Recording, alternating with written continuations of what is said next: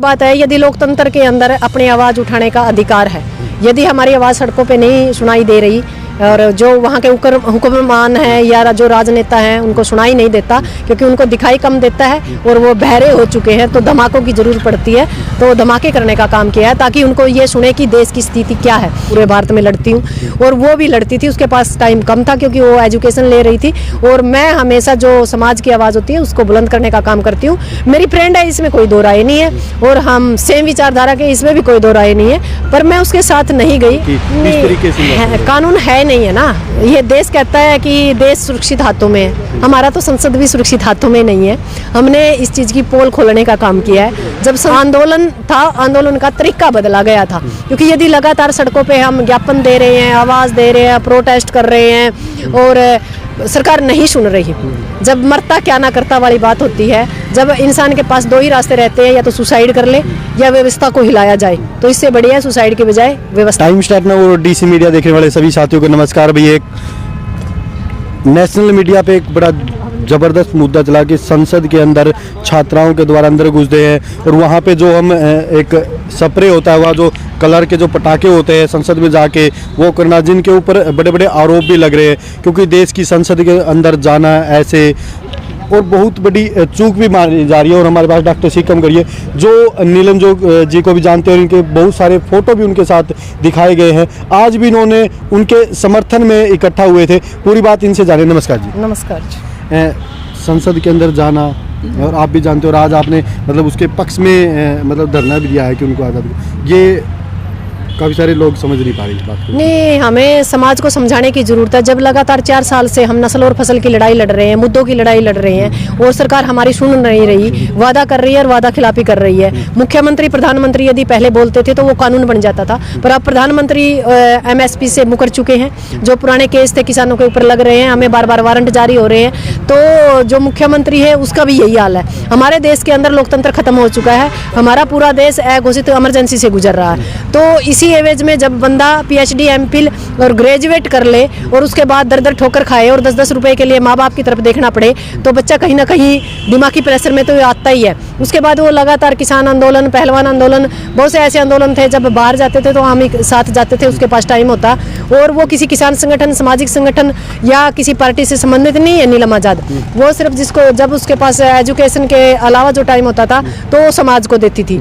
और कई बार हम बाहर भी जाते थे, जैसे पहलवान आंदोलन था उसमें हम 3 दिन साथ थे। सबसे बड़ी बात यह है कि उसको टेररिस्ट बनाया जा रहा है। वो टेररिस्ट नहीं है, वो आतंकवादी नहीं है, वो एक क्रांतिकारी है। इन्होंने भगत सिंह को भी आज तक टेररिस्ट बना के रखा है। ये सब गलत बातें हैं और ये जो गोदी मीडिया है ये गलत मैसेज दे रही है। सच्चाई को दिखाइए। ये एक क्रांतिकारी लड़की थी जिसकी मनोदशा ये थी कि सरकार रोजगार पे काम नहीं कर रही है, सरकार रोजगार नहीं दे रही है और सुरक्षा नहीं दे रही है, स्वास्थ्य की जो सुविधा है वो नहीं है। तो ये और जब भी कोई इंसान बोलता है तो उसको दबाने की कोशिश की जाती है, उसके ऊपर विभिन्न तरह की धाराएं लगाकर उसको टॉर्चर किया जाता है। तो इसी के एवज में उन्होंने वहाँ अपनी बात रखने का तरीका बदला। संसद के अंदर सदन भी चल रही उस टाइम पे, और उस टाइम जाके वहाँ पे ये करना कहाँ तक आपसे? बिल्कुल एक बात है, यदि लोकतंत्र के अंदर अपनी आवाज़ उठाने का अधिकार है, यदि हमारी आवाज़ सड़कों पे नहीं सुनाई दे रही और जो वहाँ के हुक्मरान हैं या जो राजनेता हैं उनको सुनाई नहीं देता क्योंकि उनको दिखाई कम देता है और वो बहरे हो चुके हैं, तो धमाकों की जरूरत पड़ती है। तो धमाके करने का काम किया है ताकि उनको ये सुने कि देश की स्थिति क्या है।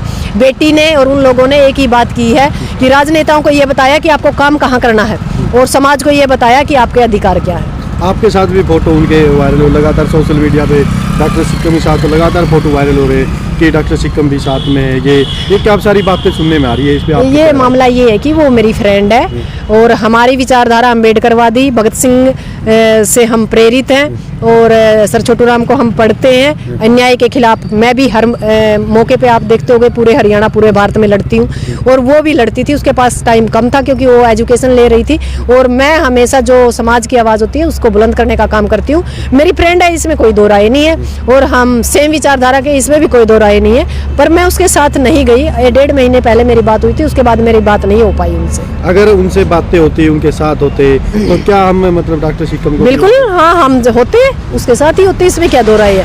हमने तो अपना जीवन इस देश के नाम लिख दिया है। अच्छा, एक बात और पूछना चाहूँगा, एक वेल एजुकेटेड स्टूडेंट है और वो संसद में जाके मतलब कहीं ना कहीं कानून का उल्लंघन कर रहे हैं, वहाँ पे कहाँ तक आप सही मानते हो कि इस तरीके से कानून है नहीं है ना। ये देश कहता है कि देश सुरक्षित हाथों में है, हमारा तो संसद भी सुरक्षित हाथों में नहीं है। हमने इस चीज़ की पोल खोलने का काम किया है। जब संसद ही सुरक्षित नहीं है, राजनेता ही सुरक्षित नहीं है, आम पब्लिक कहाँ सुरक्षित है, नंबर एक।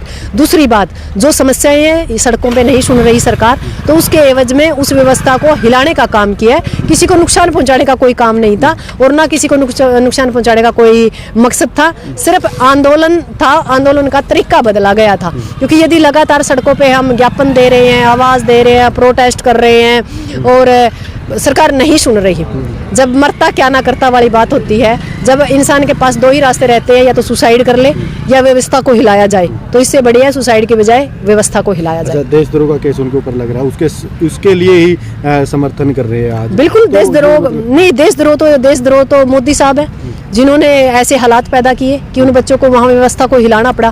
देशद्रोह का यदि केस करना है तो सभी राजनेताओं के अंदर जितने भी एमपी हैं उनके ऊपर करो। देशद्रोही वो है, ऐसे हालात पैदा कर दिए देश के अंदर। और डॉक्टर सिंह, एक बात और इसमें नोटिस कर रहे हैं, सोशल मीडिया पे भी ये बातें चल रही है कि 2001 को 13 तारीख को आतंकवादियों द्वारा हमला किया गया था संसद पर। आज की 13 तारीख की मतलब वो डेट चुनी गई, ये भी थोड़ा नहीं, ऐसा कुछ नहीं है। वो तो यही है कि पास नहीं मिले उन बच्चों को, जब पास मिले, जब वो इंटर कर गए। 13-12 क्या है हमारे लिए, तो सारे 13 सारे 12 सारा 31। इस देश के तो 32 बना रखे हैं इस सरकार ने। इसकी मतलब परिवार के लोगों का भी, जैसे हमने उनसे बातें की, उनकी मम्मी कह रही है कि मेरी बेटी ने ऐसा कुछ नहीं बोला, अंदर नहीं गई। नहीं, ऐसा कोई बात है नहीं। उसने भारत माता की जय के नारे लगाए हैं।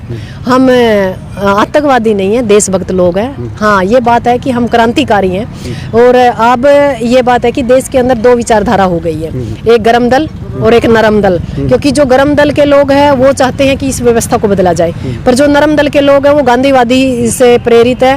वो सिर्फ ज्ञापन या मतलब आवाज को जैसे तैसे उठाना चाहते हैं। जैसे तैसे को आवाज ये सरकार सुन नहीं रही, तो फिर मजबूरी में वही बात है कि कुछ ना कुछ किया जाए। और जो भगत सिंह पढ़ता है तो जाहिर सी बात है उसके विचारों पर भी वो काम करता है।